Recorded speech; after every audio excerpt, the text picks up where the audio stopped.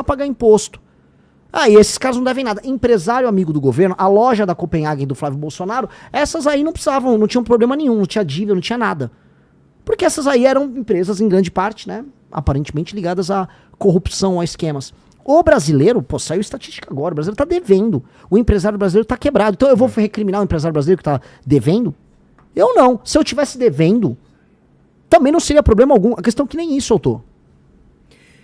Vamos daqui a pouco para cá, mas eu acho que seria legal também falar sobre o Supremo. O que você acha do Supremo? Tem algum jeito de controlar? Se você acha que eles estão excedendo, eu acho que todo mundo está vendo o que está acontecendo. A gente fez um programa aqui sobre o Master, né, sobre as ligações e tal. O que você tem para falar sobre isso? Eu sou o único pré-candidato que fala de todo o problema que envolve o Supremo. Exato. O único. Pra ser justo, o Zema não fala de todo o problema, mas ele fala também do problema. Ele tá inclusive, comprando uma briga aí com o Gilmar. E eu acho bacana. É útil ele falar também. É que o problema é que quando o problema envolve os Bolsonaro, o Zema some. É o intocável do Zema, o Bolsonaro. Flávio Bolsonaro fez um acordo com o Xandão e com o Alcolumbre pra tirar a CPI do Banco Master e votar a dosimetria. Cadê aí a galera? Cadê o videozinho de IA? Tem que bater no Flávio. A Operação Lava Jato foi destruída e o STF só tem todo esse poder porque os Bolsonaro, por conta do Flávio, do problema da rachadinha que envolvia o Flávio, fizeram acordos com o STF. Fizeram as nomeações, destruíram o CPI da Lava Toga. O Bolsonaro vetou o fim das decisões monocráticas que passou na Câmara e no Senado. Ora, os superpoderes do STF são consequência do péssimo governo do Bolsonaro no trato disso. E aí, cara, os únicos que ficaram denunciando e quase foram presos por fazer isso fomos nós. Tô avisando, os únicos que denunciaram, do Xandão até os Bolsonaro, porque todos têm culpa no cartório, fomos nós.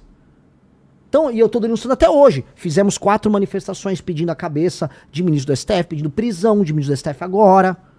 E por conta do escândalo agora do Banco Master, que é o maior escândalo de corrupção da nossa história. Só que o problema do escândalo do Banco Master é assim, as pessoas vão contar historinhas. A esquerda conta só a história que envolve a direita. E a direita conta só a história que envolve a esquerda. Então eu queria pedir pra todo mundo, vamos contar a história toda? Vamos contar que boa parte do crescimento do Banco Master aconteceu durante o governo Bolsonaro. Que houve MP que passou durante o governo do Bolsonaro, do senhor João Roma, que beneficiava as empresas que faziam crédito consignado. Dentre elas, o próprio Banco Master que vivia de crédito cesta. E que isso passou durante o governo Bolsonaro. E que, por coincidência, o governo Bolsonaro, tanto o Bolsonaro quanto o Tarcísio, receberam doações do Fabiano Zettel. E depois o Tanuri, que é o sócio oculto do Banco Master, tanto no Paraná, do senhor Ratinho, quanto em São Paulo, do senhor Tarcísio, participaram de operações de privatizações estranhíssimas, que terminaram turbinando o caixa do Banco Master. Tudo isso público e notório, não é minha opinião. Não vamos falar da parte que envolve a direita, que da esquerda a gente já sabe, o crédito cesta, que é a base do escândalo do Banco Master, começou com o PT. E o PT quer acabar. Só que envolve também o Centrão, envolve o mapa do Alcolumbre, que enterrou, junto com o Flávio Bolsonaro, com o governo, com todo mundo, com o STF, a CPI do Master. Ficar falando só de parte, não, eu vou contar aqui, vou contar o que você não sabe. É muito legal pra você agradar o bolsonarista e o petista. A turma de esquerda também tem os dossiês do Banco Master deles em que o Lula não existe, que o Guido Mantega com o contrato dele, que na verdade só estavam prestando consultoria. Porra, cara, isso é picaretagem. Não dá você ficar contando a história, a meia história só pra você agradar uma bolha. Por isso que a gente tem essa história de polarização. Porque o eleitor tá como um mongoloide, um retardado. Então assim, você é de direita? Sim, eu odeio o comunismo. O Banco Master só tem a ver com o Lula, tá? São esses poderosos aí. São os do cara. O cara, é. E aqui? E você de esquerda? É tudo culpa do fascismo do Bolsonaro. O Lula não tem nada a ver com o cara. Que bom. E aí, tudo mantado com um débil mental.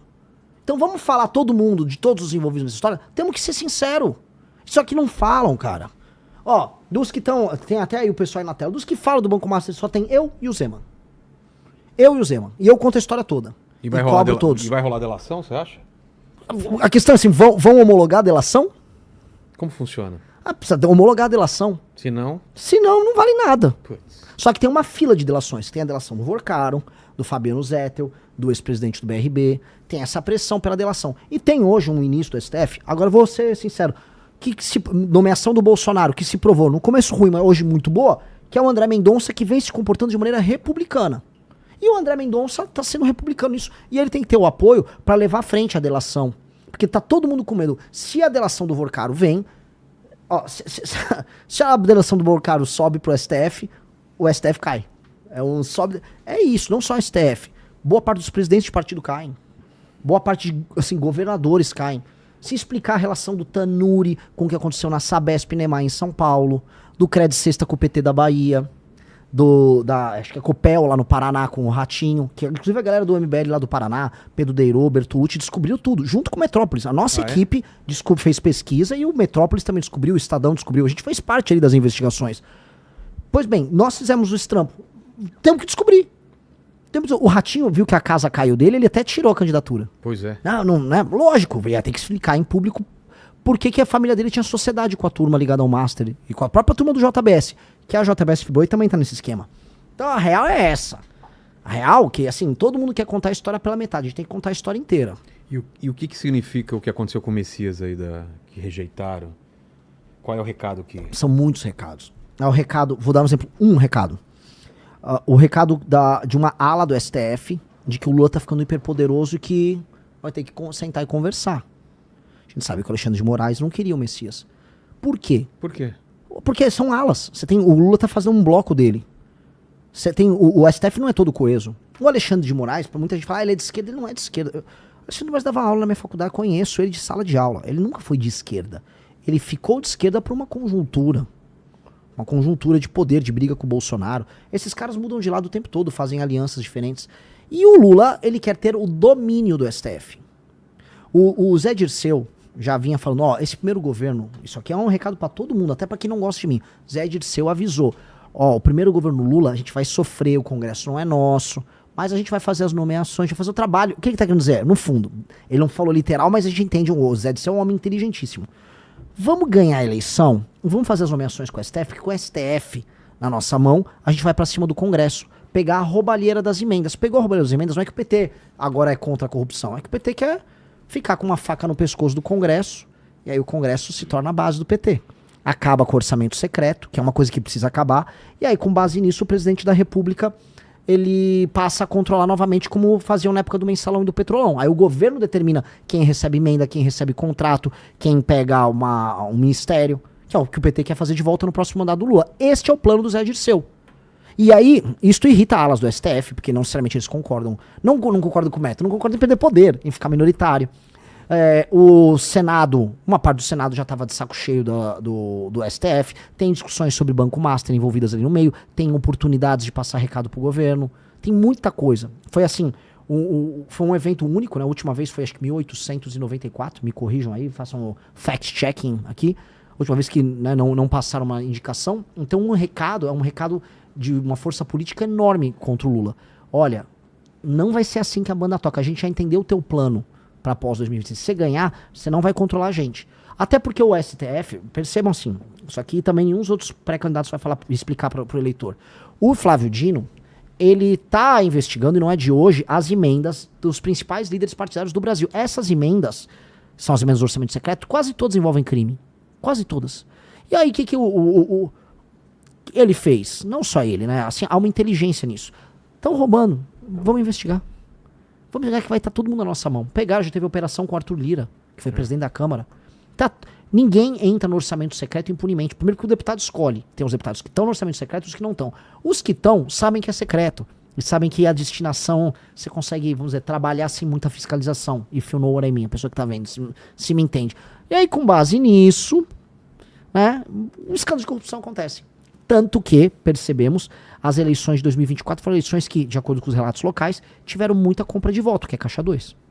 Então, tudo isso abastece o sistema corrupto. Flávio Dino, portanto, ele tem na mão boa parte dos parlamentares e presidentes de partido no Brasil. E isso é poder. E o Flávio Dino é do bloco do Lula. Pois é, vamos falar então dos pré-candidatos.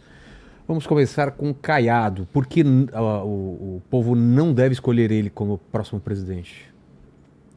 Uma coisa que o Caiado tenta passar, o Caiado, assim, conheço ele esteve comigo no impeachment, ele no começo era contra o impeachment da Dilma. A primeira reunião que ele teve depois da primeira manifestação, ele falou, tem um nome a zelar, impeachment não é sério. Depois, passou umas semanas, ele ficou a favor do impeachment.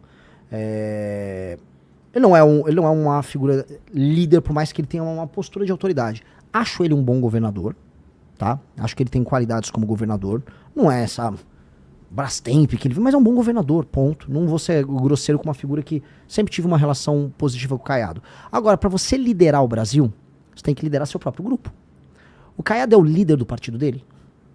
Se o Caiado for agora pegar um avião lá do Goiás, Ronaldo Caiado sai do Goiás, vai ir lá pro Rio de Janeiro e pousar e falar pro Eduardo Paes, do PSD, do partido dele, faça campanha pra mim, ele vai falar, não, eu faço campanha pro Lula.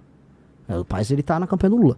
E se ele for pra Bahia, o PSD da Bahia tá com o Jerônimo, tá também no fundo com as esquerdas. Se ele for encontrar o Braide, lá no Maranhão, o partido dele não tá com ele. Se o seu partido não tá com você, como é que você vai querer liderar um país? Como é que você tem uma candidatura?